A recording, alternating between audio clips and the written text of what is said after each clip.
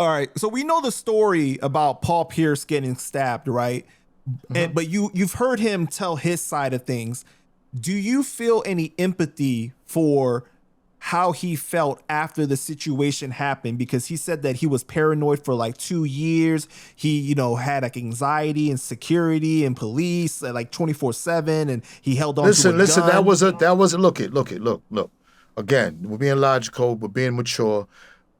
I'm not going to doubt that. That was a traumatizing moment, and some people handle their traumas different. So if he said that, who am I to say? Who am I? As far as empathy, you got to understand. I'm on the other side. My got a lot of jail time behind that. You know what I'm saying? So my empathy is on this side of the fence. Now, see, you part that up. See, what Paul did and what I did, my nephew, remember, we're both in court, we're both on the stand. When they said, do you see that did that? Paul pointed. Yes, he was right there.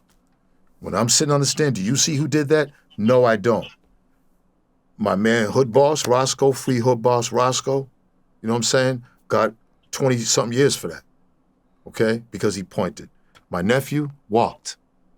So you understand what I'm saying? Again, unless you on a short bus or unless you just didn't get past 5th grade, it's pretty obvious who told and who didn't.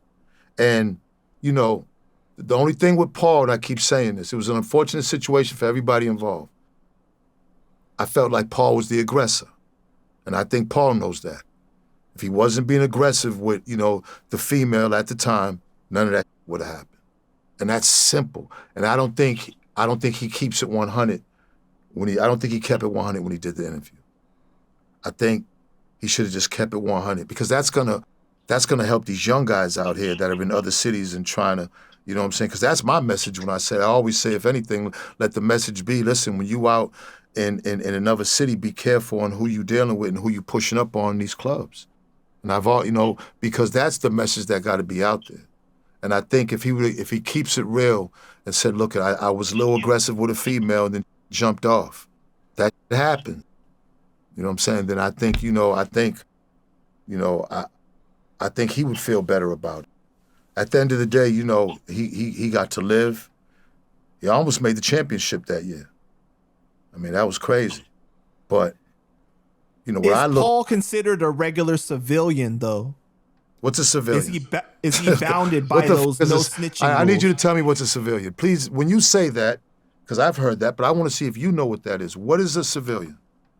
So a regular civilian that's not in the street game, that is not involved in any illegal activities. So let me ask you a question. So if you grew up in the streets, Paul grew up in Inglewood, California, right? Right. That's ganged out, right? But he was surrounded by it, right? He wasn't participating. That's all right. But you're surrounded by it. You got friends that are in it. Mm-hmm. So you know the codes. You don't got to be in it, but you know the codes. You know the ins and outs because you live in it every day. Because you went to college doesn't give you any reasons to break the codes. And you see, Boston is just the wrong place. Like, he's not the only one. I remember when Mo Vaughn got smacked in the head with a glass ashtray for the same hollering at somebody's girl.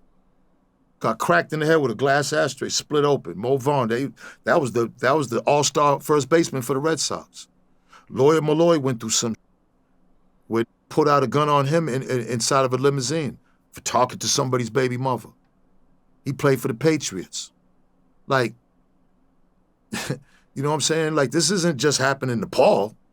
This is, and then just take the athletes out of it. That just happens. See, I never did that. When I'm in clubs, I don't be all aggressive with chicks and all that. I just don't be like that. So I've never had to deal with like that. But start getting that alcohol, you know what I'm saying? And then start getting their money. You're not even in your city. So you should automatically know that what you're doing that is a no-no. You know what I'm saying? But, things happen. It's not for me to be, the judge and jury of anything, but I know if he wasn't aggressive with the chick, none of that would have happened. Got you. All right, Benzino, man, I just want to thank you so much for your time. Is there anything else you want to say to the people before we wrap it up? Oh man, be looking out for my podcast for sure. And also, you know what I'm saying? Like again, man, again, when you do these interviews, I understand people that take it. I don't want anybody I talked about, I don't want anybody to like, we're all men, right?